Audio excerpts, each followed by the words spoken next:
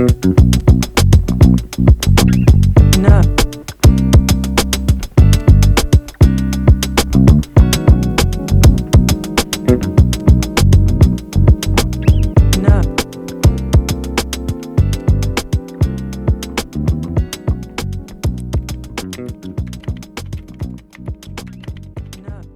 Hi everyone, it's Anna and welcome back to my channel. If you're new, hello, my name's Anna and I love to write and create writing content. In today's video, I'm so excited. I'm seriously so excited because we're going to be talking about characters again. I feel like whenever I make character videos, I feel like they really help you guys and the amount of feedback I get is very positive, and I'm just so glad because honestly, writing about characters and characters in general are my favorite things about writing, and I truly am so excited that my tips are helping. But today we're going to go through how to literally create a character from scratch. You have no idea about their name, what they look like, who they are, even their gender or identity. Like, we are starting from the ground up. So I'm so excited to give you my process and how to really create strong characters from the ground up, and also give you some examples of my own characters and how I created them from these tips. So yeah, let's go ahead and get on to the video. The first thing you have to determine is how your story came about. For example, some people come up with stories from characters. Other people, like me, I usually come up with the story first and then the characters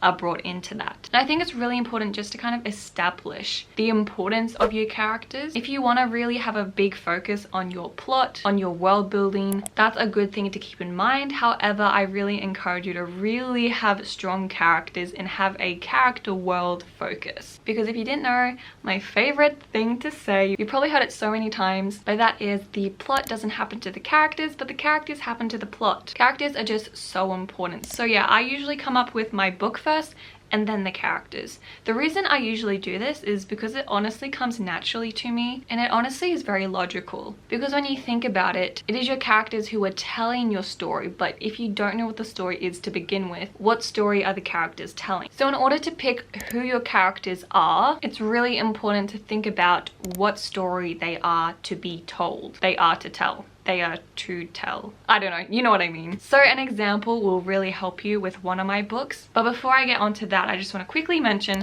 that usually your books will only have 1 to 2 characters, sometimes 3 main characters. But of course, we're going to focus on the main characters. But yes, make sure you only have a focus on a few characters. I will really encourage you 1 to 2, usually 2. But yeah, just keep that in mind. Okay, so meet Robin. This is Robin, my main character in my project BB. She is an amazing character, and I will tell you exactly how she came about. So with this story, I firstly came up with, of course, the book idea. It's also important to really pick out the themes and the sort of things you want to really talk about in your book. For this book, I really wanted to really have an emphasis on feminism and like girl power, and also the whole dynamic of peasants and like a kingdom. And I really wanted the hostility of the peasants to really reflect on the character, and yeah, their kind of hostility towards the king. In regards to like the feminist sort of idea, it makes sense for my character to be female. It would not make sense for my character to be male. Does that make sense? Another example, of course, was with the peasant and the kingdom. I would not pick a character that is, you know, a royal. I don't want to pick the prince as the main character, or even the king, or even like a noblewoman. I want to pick someone who is in this sort of condition, who is in this sort of environment, who would have reasons to be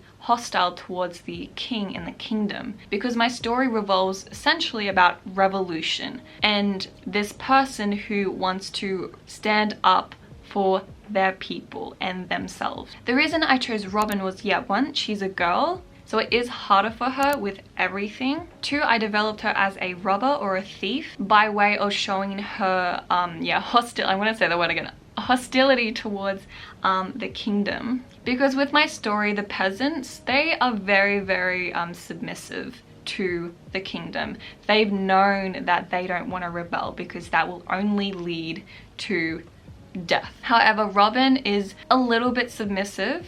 She definitely is scared and timid of the king, but she still has this backstory where her parents were exiled and killed by the king, and that's the reason she likes to thieve, to kind of bring something back, take something from the kingdom. This whole idea is a little bit abstract, and I'm kind of just like telling you the story, but the whole idea of thieving is that it was never enough for her. So that's where the story starts, because we're talking about, yeah, where the character is when the story starts, and also their backstory to see how they got there. So yeah, Robin is a great example of how I developed her in order to really tell the story I wanted to tell and the themes that I wanted to explore. When you are developing a character from scratch, you need to keep those things in mind, because again, I could not tell the same story through a prince or even another peasant who doesn't have those same convictions as Robin does. So to sum that up, basically you're going to think about the story you want to tell and the themes you want to explore and what the character is, including like their gender, their age, also their position in the social hierarchy, their occupation. Things like that are really important, because as you just saw,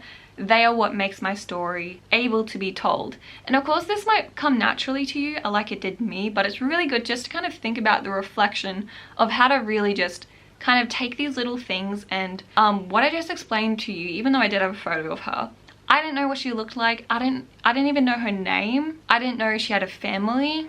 It's just who she was as a person. She was a young woman, she was a peasant, she was a thief, and she held a conviction of revenge for the king.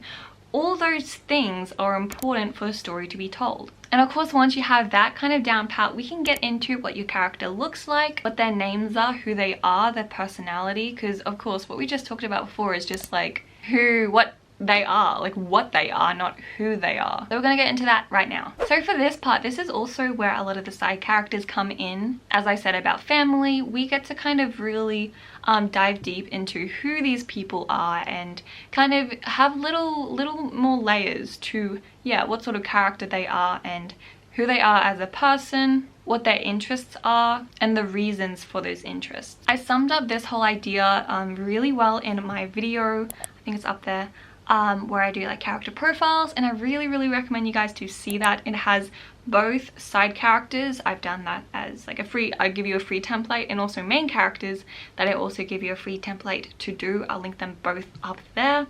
Definitely go check them out. So I guess that's kind of like the second step, almost like a step 1 to those videos, and then you get into who the characters are, not what they are.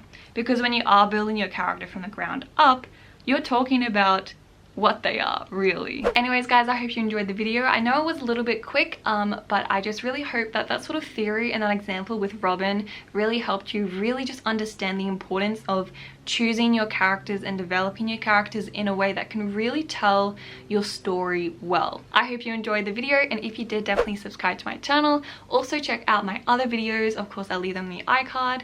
And yeah, I hope you enjoyed, and I'll see you in my next video. Bye!